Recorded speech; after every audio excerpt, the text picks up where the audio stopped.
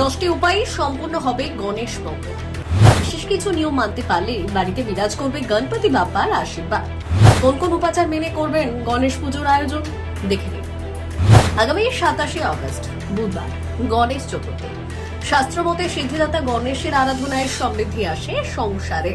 কথিত রয়েছে ভক্তদের উপর আশীর্বাদে ঝুলি উজাড় করে দিতে মন্ত্রে আগমন হয় গণপতি বাপ্পা।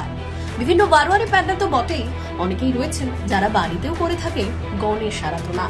গণেশ চতুর্থীর পবিত্র তিথিতে পুরোহিত না ডেকেও বাড়িতে গণেশ চতুর্থীর পুজো করতে পারেন আপনিও। শুধু কয়েকটি নিয়ম পালন করলে আপনার ওপর আশীর্বাদের হাত রাখতে পারেন সিদ্ধিদাতা। বাড়িতে ঘরোয়া উপায়ে গণেশ পুজোর আয়োজন করতে চাইলে পালন করতে হবে কি কি নিয়ম, চলুন জেনে নেওয়া যাক আজ।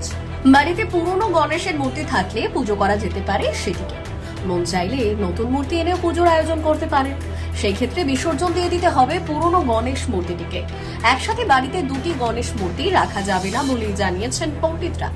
গণেশ চতুর্থীর পুজো শুরু করার আগে স্নান সেরে শুদ্ধ বসন ধারণ করা আবশ্যক। উপবাস রেখে পুজো করতে পারলে সবচেয়ে ভালো। তবে উপবাস রাখা সম্ভব না হলে গণেশ চতুর্থীর দিন গ্রহণ করতে হবে নিরামিষ আহার। পুজো শুরু করার পূর্বে মূর্তি প্রতিষ্ঠা করে নিতে হবে। প্রথমে চতুর্থীর দিন সকালে উত্তর পূর্ব বা উত্তর পূর্ব দিকে স্থাপন করতে হবে গণেশের মূর্তি। কাঠের ছোট চৌকি বা বেদিতে লাল কাপড় বিছিয়ে তার উপর রাখতে হবে মূর্তিটিকে। ঋদ্ধি সিদ্ধির প্রতীক হিসেবে গণেশের ডান এবং বাম দিকে রেখে দিতে হবে একটি করে সুপুরি। প্রভুর আসনে যে লাল কাপড়টি পাতবেন সেটিকে যাতে কোনো ছেঁড়া ফাটা বা ছিদ্র না থাকে নজর দিতে হবে সেদিকেও। পুজোর সময় প্রদীপ প্রজ্বলিত করতে হবে গণেশের মূর্তির দক্ষিণ পূর্ব কোণে। তার সাথে জ্বালাতে হবে সুগন্ধি ধূপ। গণপতির আরাধনায় সুগন্ধি ফুলের সঙ্গে দূর্বা দেওয়া আবশ্যক।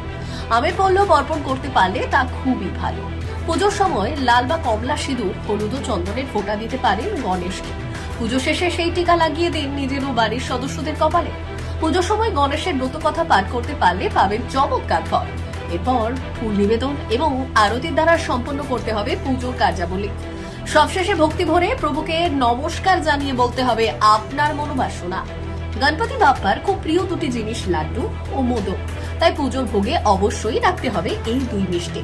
এছাড়াও ভোগ হিসেবে গণেশকে নিবেদন করতে পারেন নিজের পছন্দের কিছু খাবার।